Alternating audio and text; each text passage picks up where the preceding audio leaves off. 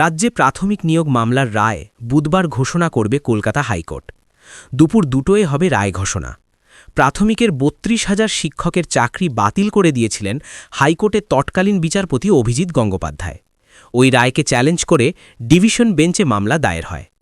বিচারপতি তপব্রত চক্রবর্তী এবং বিচারপতি হৃতব্রত কুমার মিত্রের ডিভিশন বেঞ্চ বুধবার রায় ঘোষণা করবে। টেটে ৪২,৫০০ জনের বেশি নিয়োগ হয়েছিল। তার মধ্যে ৩২,০০০ অপ্রশিক্ষিত শিক্ষকের চাকরি বাতিল করে দিয়েছিল হাইকোর্ট।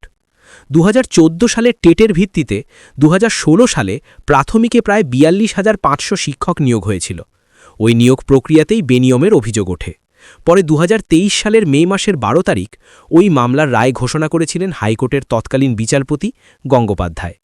তার নির্দেশে চাকরিচ্যুত হন প্রশিক্ষণহীন ৩২,০০০ শিক্ষক। প্রাক্তন বিচারপতির রায় ছিল চাকরি বাতিল হলেও ওই শিক্ষকেরা স্কুলে যাবেন। ৩ মাসের মধ্যে নতুন নিয়োগ প্রক্রিয়া শুরু করতে হবে রাজ্যকে। সেখানে যোগ্য এবং উত্তীর্ণদের চাকরি বহাল থাকবে। সিঙ্গেল বেঞ্চের ওই রায়কে চ্যালেঞ্জ করে হাইকোর্টের ডিভিশন বেঞ্চে যায় পর্ষদ। তৎকালীন বিচারপতি সুব্রত তালুকদার এবং বিচারপতি সুপ্রতিম ভট্টাচার্যের ডিভিশন বেঞ্চ সিঙ্গেল বেঞ্চের চাকরি বাতিল সংক্রান্ত রায়ের ওপর অন্তর্বর্তী স্থগিতাদেশ জারি করে।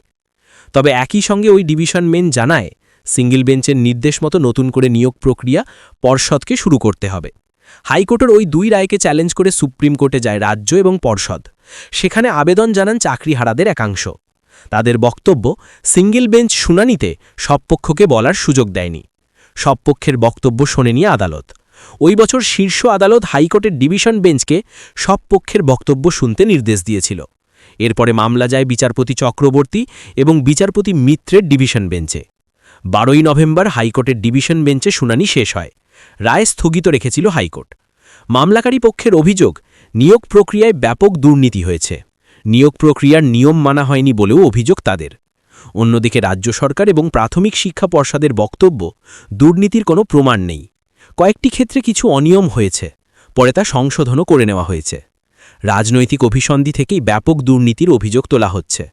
বুধবার এই মামলার কী রায় দেয় হাইকোর্ট, সেদিকে নজর চাকরিপ্রার্থীসহ সকলের।